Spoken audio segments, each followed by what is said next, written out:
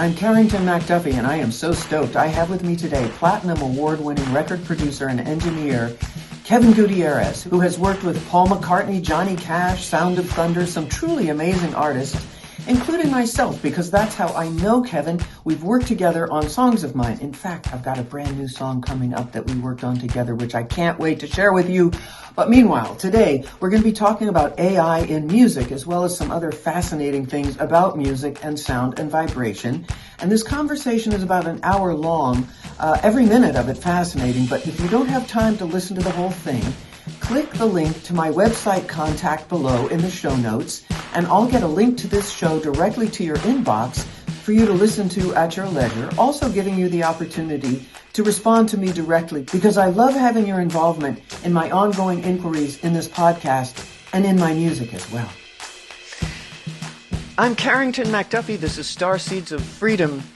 Thank you so much for being with us today. Today, I'm getting to talk to someone I've been really wanting to talk to for a while. If you've been watching this podcast or listening, you know that a lot of what I cover is the geopolitical landscape, the financial system, other aspects of change in the world, and that the theme of the show is how to live free in a system designed to enslave you.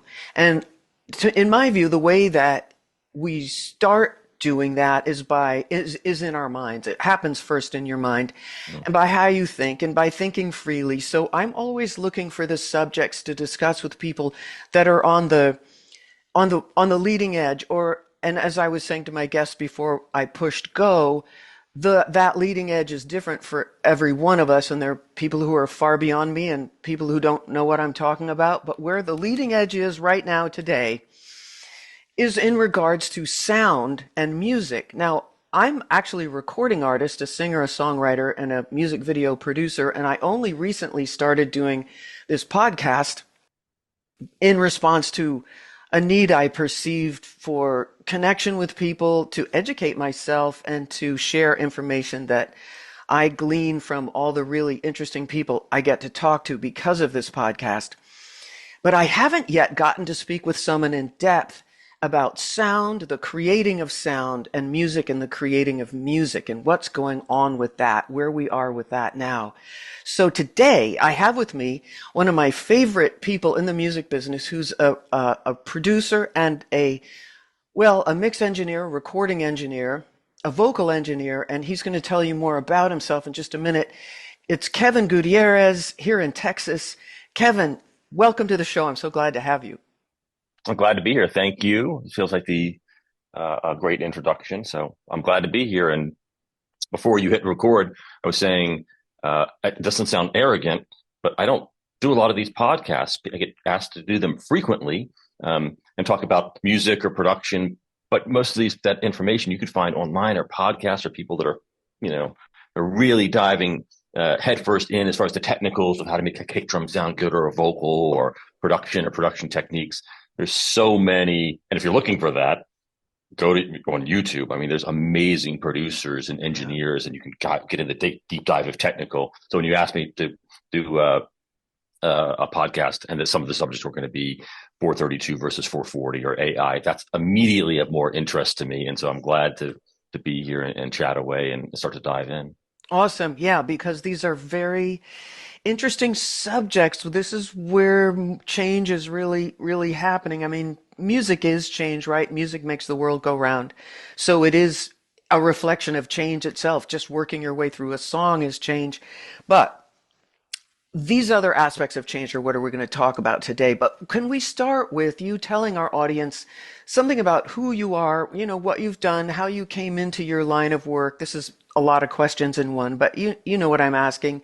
Some of your favorite projects, Right. Well, I've obviously got my studio here. It's Assembly Line Studios. I've worked on records in multi-million-dollar studios, and in bedrooms, and on airplanes, in a box with a Fox. I've worked on projects. Here's the name droppers. This is what it's odd. I always feel odd with the name droppers, because we tend to, in our society, value. Yeah. Right. It's real, right? Yeah. If I've worked on projects for, Shinedown and the Twilight soundtrack, I got to mix Paul McCartney, which was absolutely mind blowing to myself. So I've worked on high level projects. I've worked on side projects. I just love the creative process. Back to the previous headspace, the point was it's interesting that the name droppers kind of make us as a society take note for some reason, which is, I'm not sure whether that's good or bad. And maybe it just shows you're vetted. So, but I've been at this job for 30 plus years. I started playing in bands when I was 13, 14 years old with my brother. The first time I went in the recording studio was 15. I'll save you the math. I just turned 54 a couple of days ago. So Happy birthday. thank you, thank you, thank you. So we're getting close to 40 years of studio work. I call it the bug, so to speak. The first time I was in the recording studio, I was aged, like I said, 14 or 15. That's 1985, depending on the month. I was at a thrash metal band. Of course, you were horrible when you're 14. You know, everybody's horrible when you're 14. Yes. You're learning. Oh God, my songwriting. I know, right. But in 1984, there weren't a lot of people doing thrash in the area that we were. Thrash was just becoming a music form.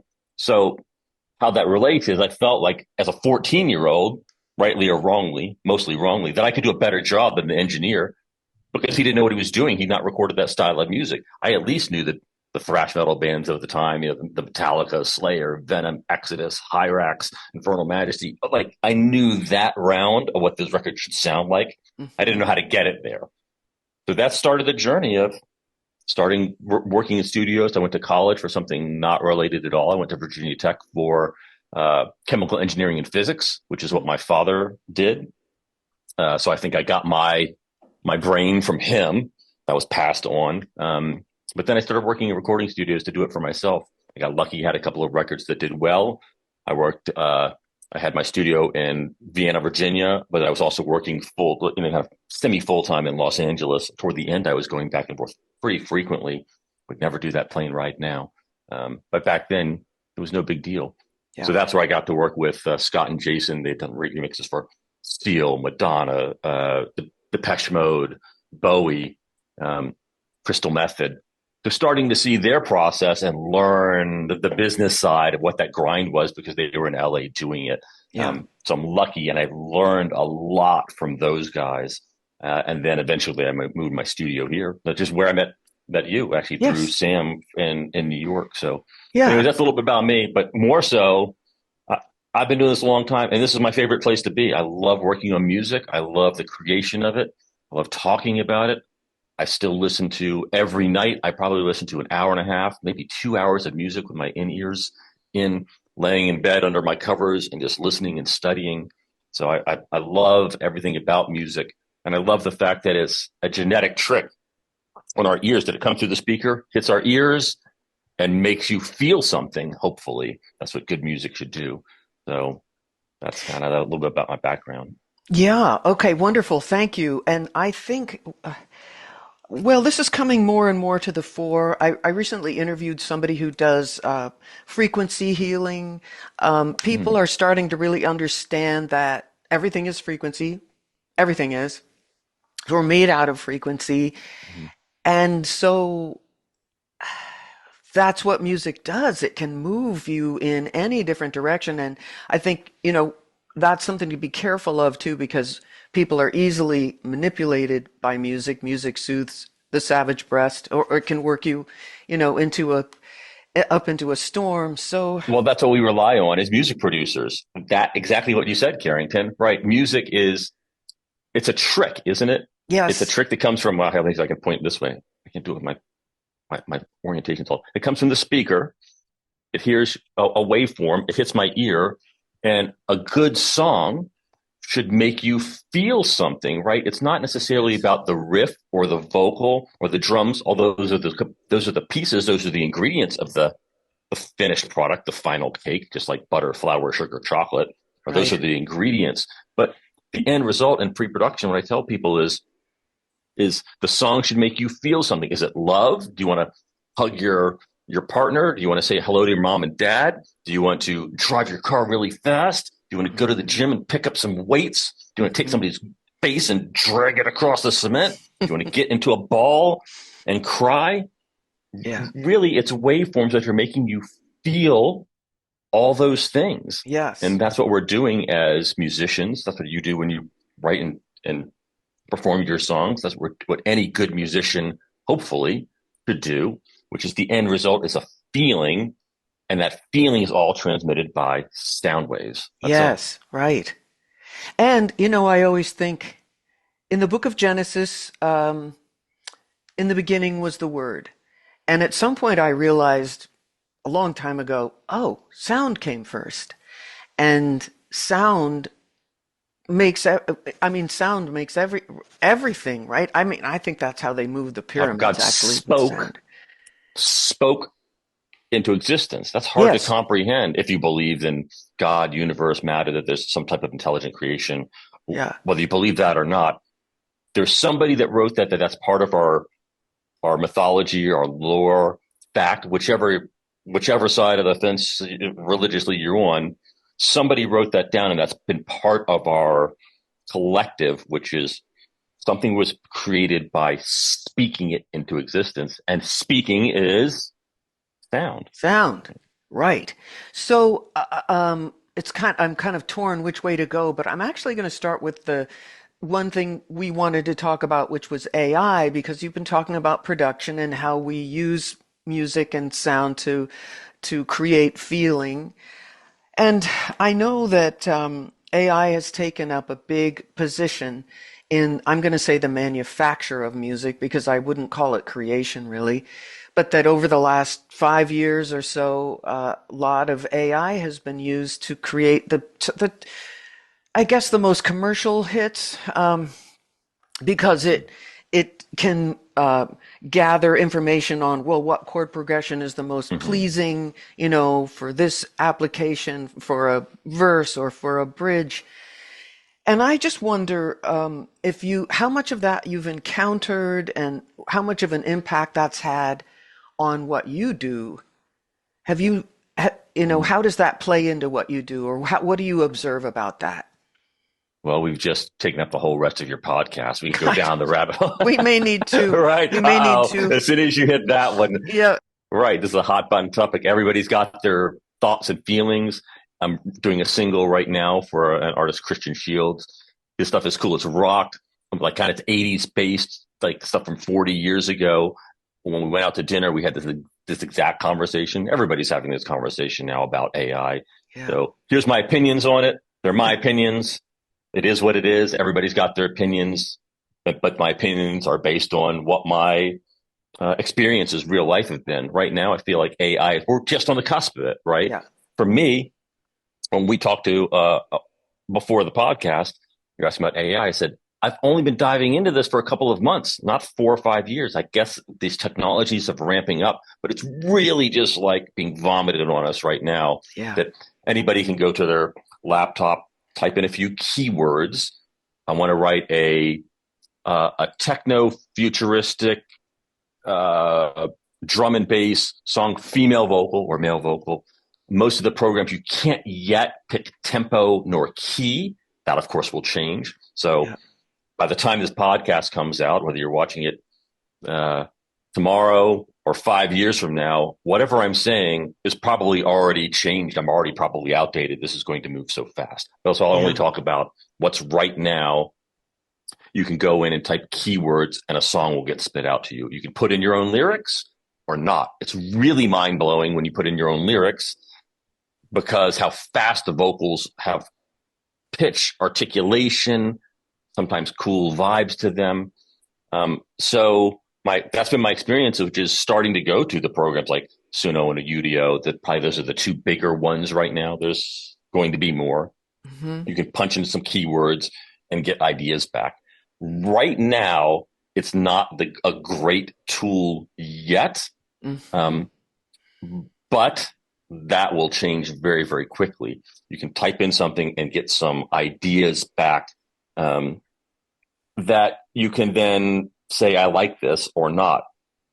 My experience with it has been this: when I just started fooling around with it, was I punch in some ideas. I want a 80s glam rock powerful track. The more words you use, you get kind of better at kind of getting better results. I type in actually sometimes the lyrics of the songs. And here's what I do like about it as a tool is that I have 30 years of experience.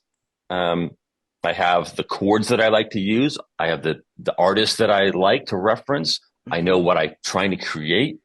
What AI has is the collective of the entire history of music almost, or will have the entire history of music. So if I was to create this set of chord structures or have this idea, I might get a different idea, almost like a different person giving me an idea. And sometimes now it's up to me to say, I like this or I don't like this. So I think that's going to be a powerful tool, but I'm still the decision maker. Right, I see. I think people are threatened by it when a whole song can be written, but I think that's financial, right? Jingle makers, songs for commercials, maybe a song part of a movie soundtrack. Those will come and they'll be immediately done very quickly. Some of these AI ideas, they're stunning, Carrington. Like what will come back will be something that would have taken me 3 or 4 days to even get a start of. Now, sometimes they don't sound that great yet, but that will change. I can't pick the key or the tempo yet. I think, was it Udio? I can't remember which. You couldn't split up the song, but now you can have stems, meaning you can get the drum part by itself, the bass part by itself, the vocal part by itself. So now that's starting to be flexibility. That just hit 2 or 3 weeks ago. Yeah, it's happening so fast. It's happening so fast. So for me as a music producer, I want to know what it is as a tool so that I can have it as a tool. In a way, it's no different or no more threatening to me personally than a drum loop, right? A drum loop wasn't actually a drummer, but I get this idea and I say, oh, there's a tempo, there's a vibe. This drum loop is too heavy. This drum loop is too soft. This drum loop isn't fast enough. This drum loop is just right. Well, a drummer didn't play it. Yeah. So is that kind of the beginnings of AI? So do you think that, obviously it's a creative tool if you use it creatively. Do you think that it puts songwriters out of business, same as it put a lot of drummers out of business, drum machines? But so it shifts the skill set to a different type of person. Now, another thing that I understand is going on with it too is it's really changed things for music supervisors, because the way projects are bundled now and how Netflix and Amazon take on bundled projects, and I think the rights get dropped before the rights don't extend to those bundles. And because music's being created with AI, music supervisors are not needed so much, so a lot of them laid off, and they're floating around looking for projects because the AI can create, I'm going to say can do so much of the manufacturing of the music. There's still a creative force that's the human being that's making the decisions, as you say, but it's changing the business radically, it looks to me, again, right? Sure, but that's no different than a printing press company, right? So I think we have, to me, this is my feeling on this, and this is, I think that the business side is one component, of course, and the creation human side is another component. So let me talk quickly a little bit about both, in my opinion, is that the business side is no different than a printing press company. If people are old enough to remember, I certainly am, going to Kinko's or a printing company, and you print newspapers, local ads. You actually went and instead of getting the photocopy, you'd give them to a printer. That's extinct now because what you can print at your home, the technology has taken care of that. A photographer, a lot of professional photographers have seen their industry change radically. You used to need amazing cameras, amazing lenses. You still do. But I, or you, or anybody listening to this can go to Amazon or Walmart or wherever and buy themselves an amazing camera for a couple $100. I know cameras have gotten, they're amazing. So these industries have completely changed. Think about the professional photographer. When I first did my first record, I remember being flown to Nashville. This is a band that I played in. I think they paid $5,000 for that shoot, the photo shoot.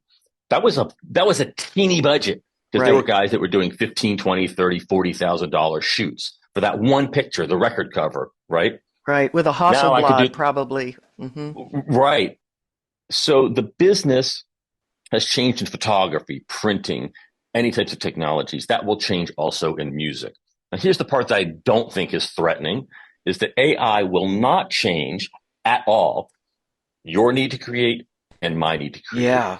Right. So this is where I think that I haven't heard a lot of people talk about this in my personal conversations, and I certainly not heard this talked about as much in media, which is the business side absolutely is going to change. Couldn't agree with you more. You actually have talked about a couple of things that I'm not even aware of, the way that the music bundles are packages. You know more about that than I do. But as a producer, at the end of the day, whichever job that I work, I have an internal need as a human being to want to create music. People will go out and buy guitars, play drums, mandolin, play piano, whichever their instrument is. AI will not change that. So let's just say the music business gets completely wiped out monetarily or altered monetarily. It won't change your wanting to create a song. Yeah, we've already been through that with the Right. MP3, Right. right? And music being free and musicians are we're still going to make music. We're stuck with it. We don't get a choice. Because because we have an internal need to want to create. Yeah. Now, Yeah. let's say AI makes a song for me really quickly and I type it and I go, oh, I made that song. Well, some people will now say that and you're hearing that verbiage. I made that song. Hmm. As a matter of fact, have felt more threatened 20 years ago when drum loops, synth loops, and these sound libraries came in.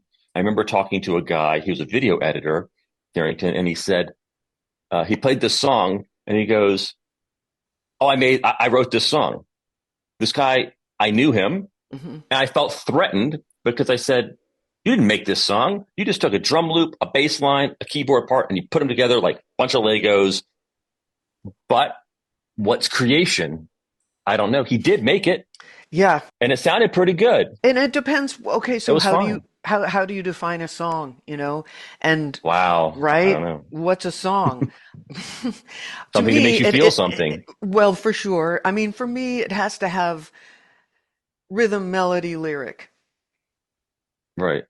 Otherwise, it's an instrumental piece. Maybe it's an instrumental song, but Hmm. generally speaking, we're talking about pop music, and that means there's a vocal, which means there's a lyric, which means there's a melody, unless it's rap. And even with rap, there's, of course, it's mostly rhythm, but there has to be some kind of, there's pitch, Wow. you know? Wow. So, You just hit a big one. What's a song? That's deep.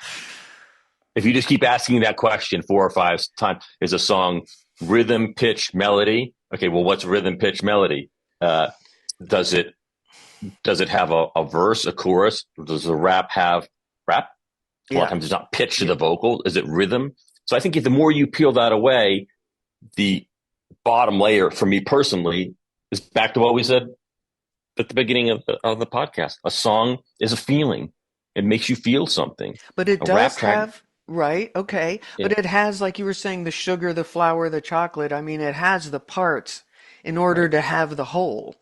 So, how do you get there? I mean, That's a word. I could look up song and see what it says, and maybe I'll do that. But for all practical Right. purposes, so I have not used AI in the creation of song in the songwriting process myself at this point.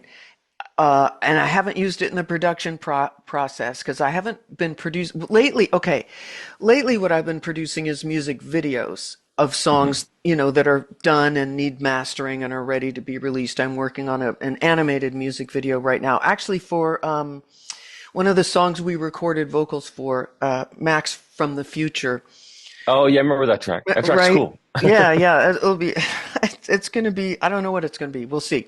But I'm working with an animation guy in LA who I've worked with before, and I was talking to someone who's involved in music promotion, music video promotion. He was saying, you would not believe how gorgeous the music videos are now that are being produced with AI, and it's huge now. Everything is AI. All the music videos, but he also expressed the opinion that in a couple of years, that is going to pass. He feels it will be passé, and people will look at the videos being created now using AI that look so gorgeous to us now and say, "Oh, that's AI."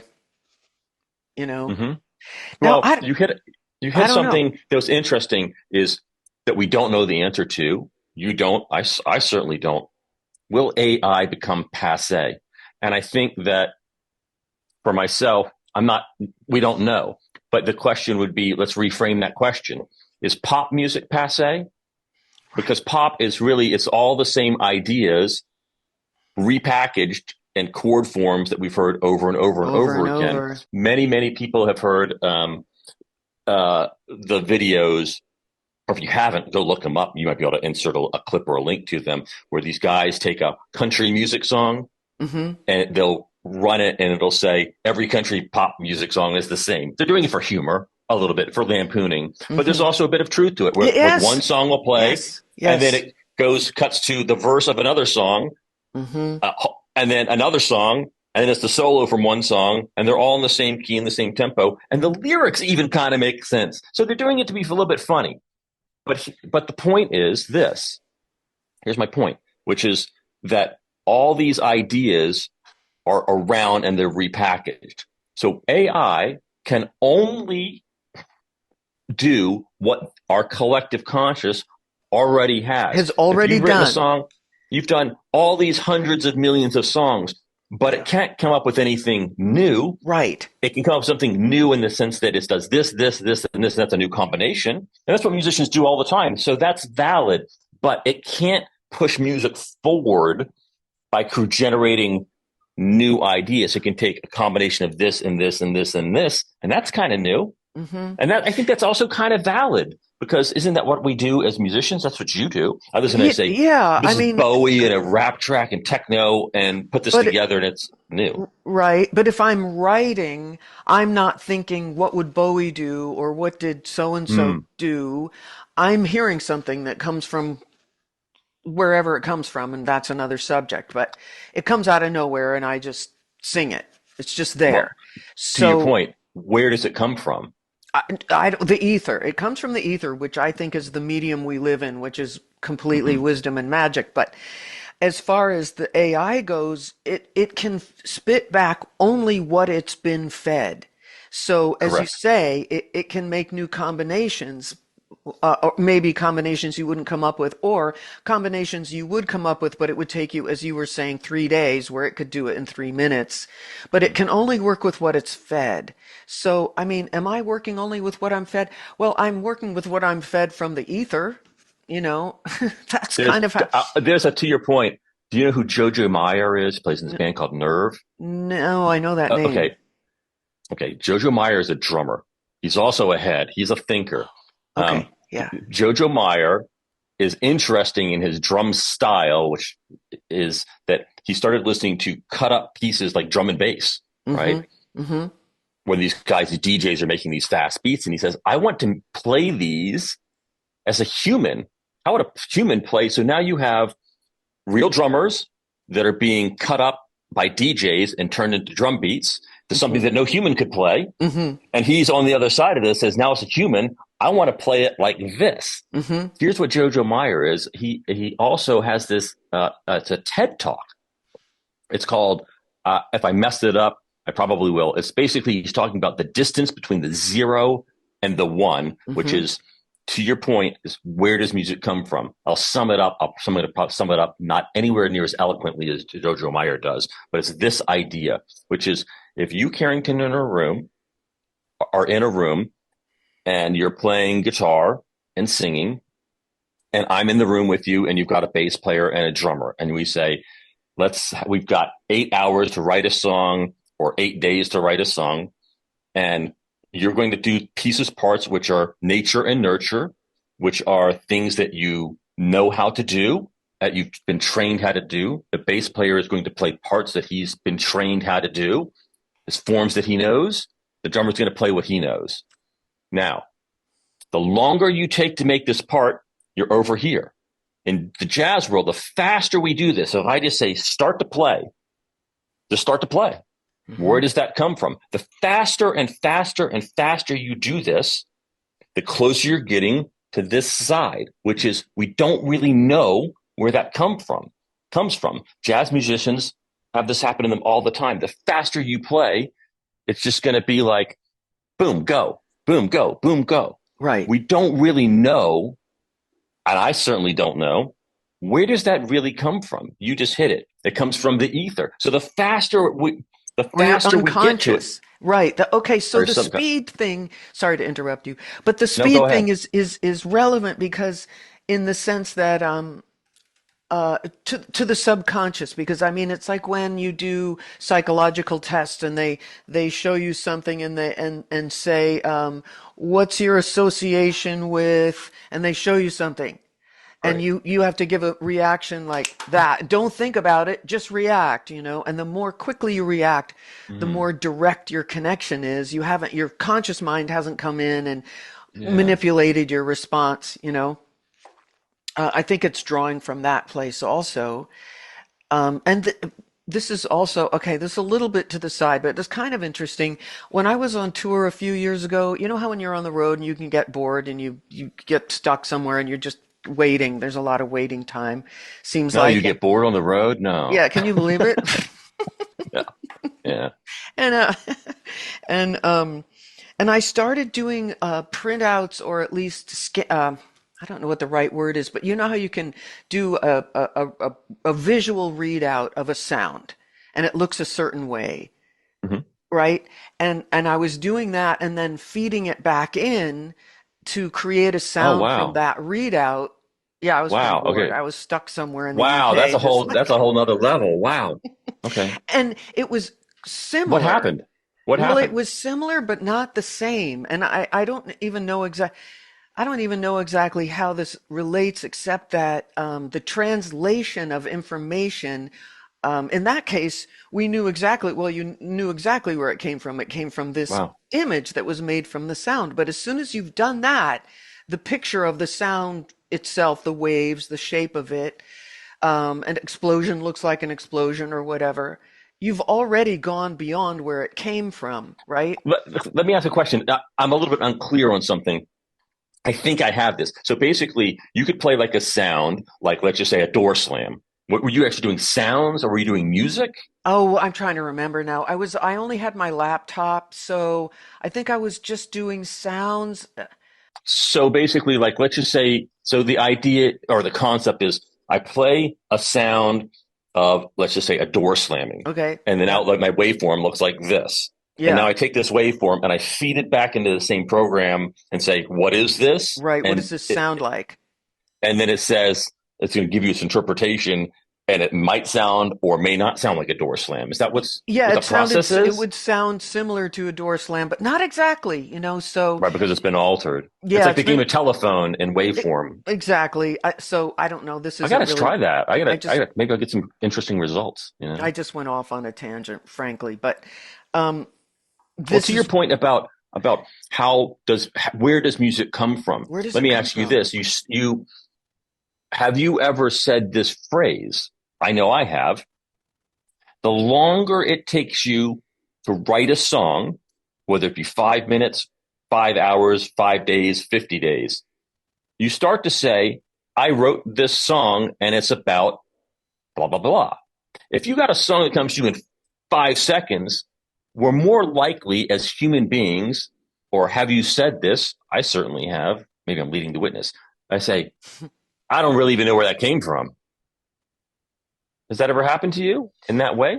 Yeah, well, the more quickly, yes, I think that's a good point. It's back to the speed thing. That more quickly it comes to me, I don't know where it came from. Now, I have songs took me 5 years to write because the Yeah. idea, I'm working on something right now. The idea came to me in a car in Seattle, Washington years ago, and it stuck with me and stuck with me. This happens to me Right. a lot where I've prefigured the song. It's almost like I'm prescient about my own songwriting, but the idea, the happenstance, the emotional process, whatever it is, hasn't actually occurred yet. But Mm. my unconscious knows that the seed, it picks up the seed. No, the seed is there, right? And it spits that out to me, and I hear that. So I hear a little melodic phrase with a lyric that's maybe going to be the hook of the song if I'm lucky. And then it sticks in my mind. I write it down. I maybe record it into my iPhone or whatever. And then 5 years later, suddenly it's relevant, and I'm sitting there playing, and Right. boom, there it is. So there's that. I don't know the answer to. I don't even know what the I don't think question is any of anymore. us But know the answer of where does that come from, nature, nurture. If hmm I sit and work on a song and create it and kind of mold it, maybe I say I've got more attachment to it that I created it. Sometimes something comes very quickly and I say, I don't know where that came from. It's a little bit of both. But either way, the end result should be to make the waveforms come from the speaker to the ear to make an emotion. That's how we connect. We have words for it and phrases like, hey, I like that song. We're on the same wavelength. There's been yes, studies have been done. One of my favorites is replicable. So we know this is science. This is hard science now. There's not been one version of this, but there's multiple. But basically, the experiment goes something like this: you put 50 people or 100 people in a room. It's the one that I was first introduced to was 100 people in a room. The experimenters said, all 100 people, just start talking. Just start talking to people. You can talk about anything. Your whole idea is just to talk to people and find people that you want to have a conversation with. That's the only rules. What they found is that after 5, 10, 15, 20, 30 minutes, the experimenters stop and they freeze everybody in the room. And you start to have little cliques of people. And here's the oh, right, question right. is that they're really going for, which is what type of music do you listen to? What we're finding is that subconsciously we're drawn to people that listen to the same type of music. So on this side, you might have a bunch of people that work at IBM, desk jobs, corporate America, and they like classical music. You got a bunch of people that now we've got visual and social cues too. Look, I got a black hat and a black t-shirt, black pants. Maybe I'm visually attracted to people that are wearing black and have colored hair. I don't know. Right. But they're listening to alt music. You see where this is going. These people like reggae. These people like jam bands. They're replicable. We're drawn to other people subconsciously and like the same types of music. It's very interesting. And the Why? subject The answer isn't is we don't know why. and the subject isn't music, it's just start talking. Yeah. Correct. Well, I think music makes the world go round. I really do. I think it's at the root of everything. I mean, what party did you ever go to? What gathering, even a funeral, whatever, there has to be music to make it move because it is the movement of waves. That's what it is.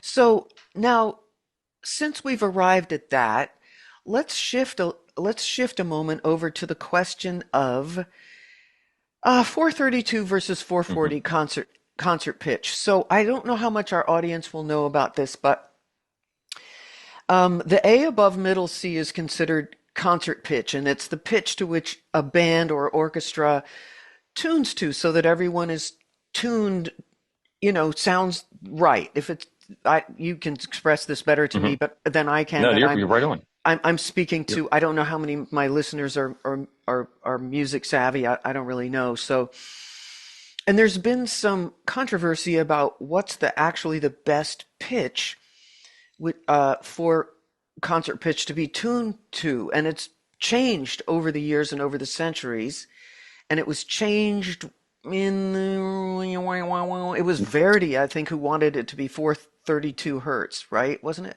Verdi?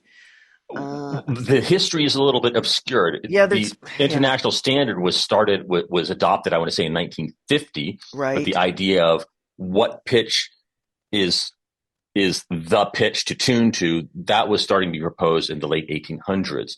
From right. country to country, like if you tuned an orchestra Yes, and I'm the conductor, I say somebody piano play a note, everybody tunes to that. It right. could have been a little higher, a little sharper, a little more flat. So from country to country, um, those Yeah, standards, Austria liked 429 hertz and right? Italy liked Wherever 433 you or whatever. were, the Yeah, standard was a little different yeah. from country to country to country. So at some point, the history, which I feel like this part is only relevant if we're trying to decide credibility of this topic, which is there's you'll probably get to this too, which is the idea that at some point in the 1950s that Stuttgart said, let's make it 440, but now that's disruptive. So there's theories about this is trying to disrupt society, or is it not?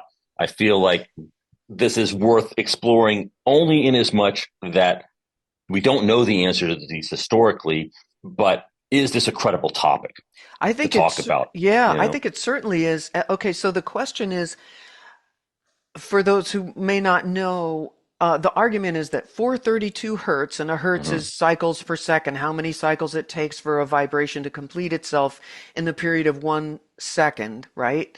right, That 432 hertz is easier on the ear and on the consciousness than right, 440, which is currently, and now that we have digital music and sound, we can be very exact that currently it's agreed to be 440, but the controversy is that 440 is more jarring to the ear, more unsettling to the consciousness, and some say that that has been a deliberate decision.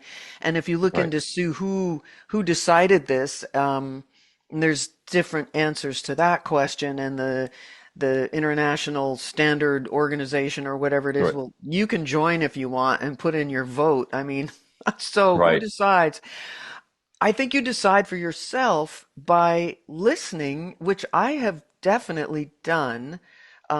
And I do hear a difference. To me, 432 hertz does sound better. I've talked to musicians and mix engineers who haven't really heard the difference, but I'm guessing you notice it because you've got a super fine ear. What's your feeling about it? I think you hit the nail on the head, which is 440 disruptive Hmm. and is 432 better? Let's just say better for the soul, spirit, energy, or our consciousness. That's the Hmm. real question. Hmm. The real question is, what is this and what is this? Most people, I think, right now can't really tell the difference, right? If Yeah. you play a song at 440 and 432, tuned just a little bit different in temperament, most people, I can't really tell the difference. It's can you feel it or Yes. not, Yeah. right? Can you feel And it? so, and I would go one step further. It doesn't really matter if you can feel it, if and only if this tuning really is disruptive. So here's the thing. It'd be like saying, um, you know, I, I was next to a nuclear reactor and I couldn't feel anything. And I don't believe that radiation is real. So I'm standing there and now I got some radiation poisoning. My skin starts to bubble off and I go, I don't believe in it. I can't see it, but it's real, right? Hmm. Now, let's just say somebody's saying, hey, there is no radiation, and they've got their radiation meter out, their Geiger counter out, and there's nothing there. You say, well, no problem, right? So this is our question now, or Yeah. the question to me, which is 440 versus 432. To me, I feel like the history is important only as much as we say, is this a credible subject, right? Because listeners and people will read all these conspiracy theories. That here's one of the big ones, which is that the Germans, Nazi Germany, adopted 440 because they knew it was more disruptive to society, right? Maybe that's true, maybe not. I don't know. I don't know. But here's what I do know, that through cymatics, for people who are not familiar with cymatics, I have it pulled up here. You might be able to put a better link. What cymatics are is you can kind of see it over here. It's a metal plate, this way. It's a metal plate that has sand on it. And these little wires, you can't really see the wires too much. They're over on this side right here. There's wires attached to the plate, and you're putting a tone on that plate. It's actually a sound. And as you pour sand on this plate, let me see if I can just play this. I don't know if you can see it that well, but basically, you can see that it's starting to vibrate. And as you change the tones, this is you can go on YouTube and see these. But Hmm. he's pouring sand on the plate. They'll make the tone. I have my speakers turned off. As you change the tone, they will actually form different patterns. So right now, let me see if I can get one in real time. You can see right now at certain places, now it's forming a pattern, Yep. and now it's a different pattern. Now you're taking the tones, pouring more sand on it, and the tones as they go up, will form at some places nothing. Look, it just changed. So this is a longer video. I can send you the link. But as the tones go up, you start to form more and more complex shapes. And the question is, how? That's absolutely, look here, it's changing again as the tones go up, right? So look, actually, this one's kind of beautiful. Here's the question. How does this sand know to form patterns? Well, it's responding to the waves, the movement. Right. So because it's physical movement. I mean, waves right. So at lower frequencies, it forms basic patterns. At higher frequencies, we're forming complex patterns. Yeah. Now, here's where 432 comes into me, which is right now we're at some frequency or vibration that's forming a pattern. Okay, now let me see if I can pause this real fast. At some point, there's something in the middle here where there's well, actually, that even looks like a Form 1 screen. At some point, there's frequency where there's nothing. It's complete chaos. Yeah. So it lends to the idea and adds credibility, scientifically proven, that there's certain frequencies in nature that form beautiful patterns. Yes. And there's certain frequencies that do not. Yes. Why? I have no idea. Don't even want to go into it. Right. No clue. So we just know it's true. We just know it's true. We know it's true. Right. And I will include some links to Cymatics, and also there's a link to and I forget who it is, but he's playing electric guitar. It might even be a baritone guitar. I forget. He's playing A440, and he plays A432. He doesn't tell you which it is, and you listen for yourself. And really, I mean, it's very clear to my ear that 432 just settles in better. It's settled is the best word I can think of, and that lines up with what you're saying about chaos, where the 440 is just a little bit more jittery. It doesn't really settle. And so it would not at all surprise me, because I do think we're being attacked by frequencies of all different kinds all the time, and it makes perfect sense to me that they would use frequency deliberately to jangle our nerves, by using 440 instead of 432. But instead of going down a conspiracy path, which is also fascinating, I just want to look at this from the point of view of physics, and there it is. There's a picture right there. It's very plain. Right. So I would say this, and this is my feeling. My experience has been exactly what yours has been, Carrington, which is one set of songs somehow feel better. And I can't really explain it other than if you say that there are frequencies which absolutely, scientifically, through physics and our experiences, are more resonant, more pleasing, then why wouldn't we, as music producers and as musicians and creators, try to embrace that, even if we don't really understand it? Because I really don't understand this, to be perfectly honest with you, but I'm a record producer, and I say I want to use every tool, real and perceived, in this case, real, that I have to connect with the listener and connect with myself. We were talking about this previously, but it goes back to the experience where you're saying if you played it and you felt something. Yeah. I was listening to an artist, Stellar, Stellar.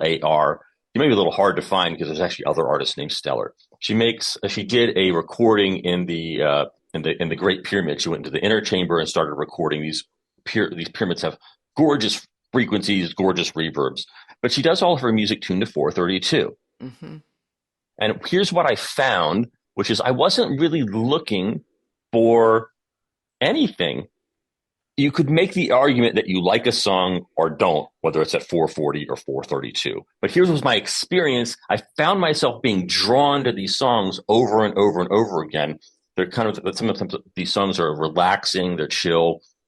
I listen to a lot of relaxing, chill out music at the end of the night, especially if I'm making on a rock or a really chaotic or energetic record, which is much of the music that I prefer to produce.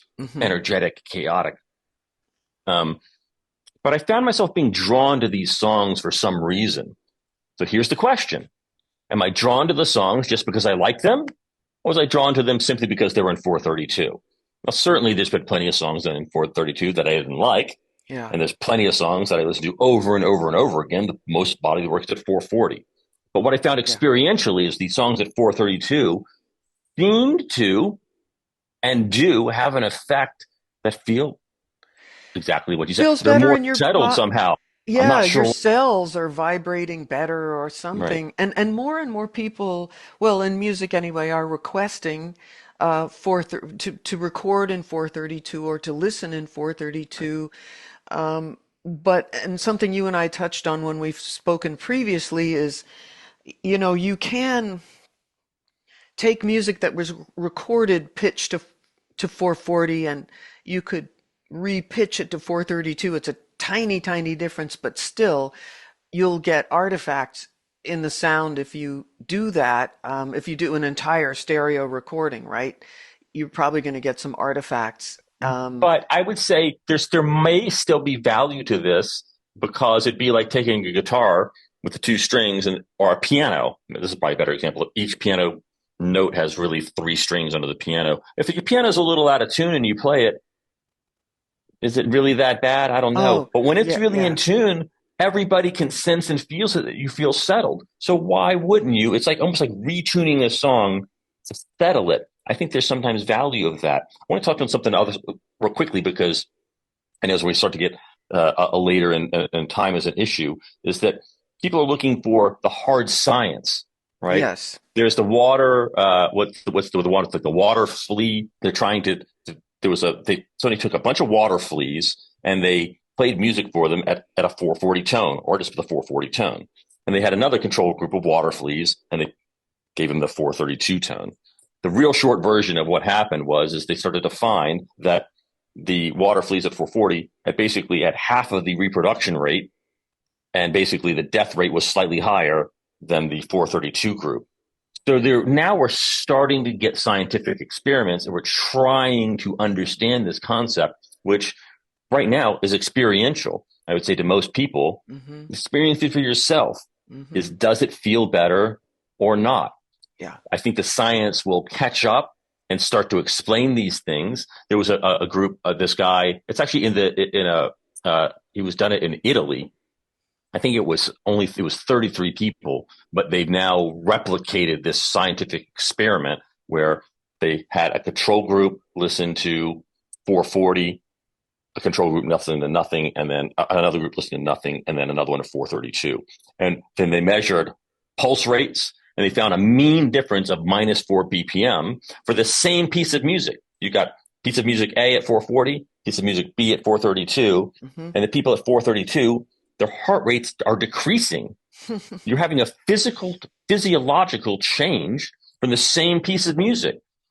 So these are scientific ideas that are just trying to say there's validity to it. That's all. Absolutely, and it circles back to where we started, which is that music is a feeling, and it's a physical thing. It's coming in your ear, it's Right. actual vibrations that you're experiencing. So naturally, your body is going to respond to that, absorb and respond to that. Right. I've been looking for so the majority, I think, of tuners available just for general use are tuned to 440. I hunted around a little bit and found one that I like that's just a headstock tuner. Oh, I was That, going to say it's like $10. I think I have yeah, one sitting right behind me. Yeah, the little yeah, yeah, $10. yeah. There's little $10 ones. Yeah, Peterson makes good ones that you can I tune don't know if I to still have it. any Yeah, pitch you want. I thought I had Um, one sitting there. yeah, Yeah, yeah, they're like little square. They're $10. yeah, Oh, yeah. you beat Peterson, me well, to it. these are more expensive, but because Peterson makes nice stuff and you can Right. tune any instrument to any pitch that you want. So I've started just using these since I know I can do that. And the other ones, I have a whole bunch of them, but they're all to 440. And I just wanted, I'm going to go with that. I'm going to go with that. So next time we record, that's what we're going to be doing. Why would you not? It's most everything that I do is still at 440 because many of the plugins, the keyboards are at Of 440. course. Okay, But so when you record but when you record at 432, there's something that I think most of the time you don't hear it, but it's be like the reason why I brought up the radiation thing. I going, if you can't hear it or see it or smell it, it could still be real, right? You Because where go did next those to the ideas come from? right, right. You go to the next to the nuclear reactor and it burns your skin. I got a track at 432 and it felt more settled. Yeah. That's a very real effect. Yeah. And it really affected you, whether you're aware of it or not. And so that's what I think to the kind of the education now is for most people. They say, well, I don't really even hear it. It sounds the same to me. And I go, I don't know. You're next to the nuclear reactor. You didn't hear it, but it burns your skin. These are real changes. And, I think it's worth exploring for sure. And why wouldn't we again, Well, of course, music we're going to creators, take the next step, whatever the next step is. So, but as you were saying, a lot of the software and keyboards it's harder to retune though. A guitar, anything with strings, there are a lot of instruments you can just retune easily enough to 432. What about when it comes to software and keyboards in particular? I would say it depends. It's the program dependent. If you Yeah, have a keyboard program that doesn't let you tune it, well, that's a problem. But most of them now you can get in and under the hood because these programs are so advanced. You just go, here's my major tuning. I want to be at 432. And it takes you all of about half of a second. Click, click. You got to find the screen. So the answer is it depends. Most of the programs now, actually the majority of them have their tuning. You just go click it. It's no big deal. Where it becomes a problem is like a piano. You have to retune your whole piano yeah, down a little bit. that's a whole Or job. the other part is not really that big of a deal. This is maybe not trying to get too technical, but if something's recorded at 440, why just I've got a program and you can just go zip. Just drop it. The Yeah. computer just drops it and Yeah, it's and fine especially too. if it's just the piano track, say record everything else in 432, the piano you don't want to retune the whole piano, track the piano at 440 and then adjust that one track, Yeah. But that's the right? mechanics. That's Yeah, the right. mechanic So side, which is that's a another, whole nother ball. yeah, Right. yeah. But to your point is, do you experience it and can you feel it? And is it real? I That's a big question, right? unquestionably, just you've shown, from the cymatics, I've certainly experienced it myself. It's Me pretty as well. plain. Yeah, Yeah, me as well. yeah. Well, I don't, I'm gonna, we'll put your website up for people to be able to come and find out more about you. Folks, I don't know that he's going to be available because he's a very busy guy. So I won't say I'm go. around. I'm around. I'm right here. I'm here. I'm here. Right, he's here, but he might be not be here. He might be in LA or Nashville, or you don't know where he might be tracking and recording and producing. And if you're looking for a producer, I can't promise you that he would be available, but check out his website, Assembly Line Studios. This is Kevin Gutierrez that we've had the great pleasure to talk to and learn from today and vibe with today. So thank you for being with me, and I'll see you real soon, I think. Thank you for having me. And it's always good to chat these, but AI and 432, I think these are really the cutting edge subjects of what moves us forward in music. And so they're fun to talk about. It's always a pleasure. And hopefully we'll get to work on some music real soon. Good.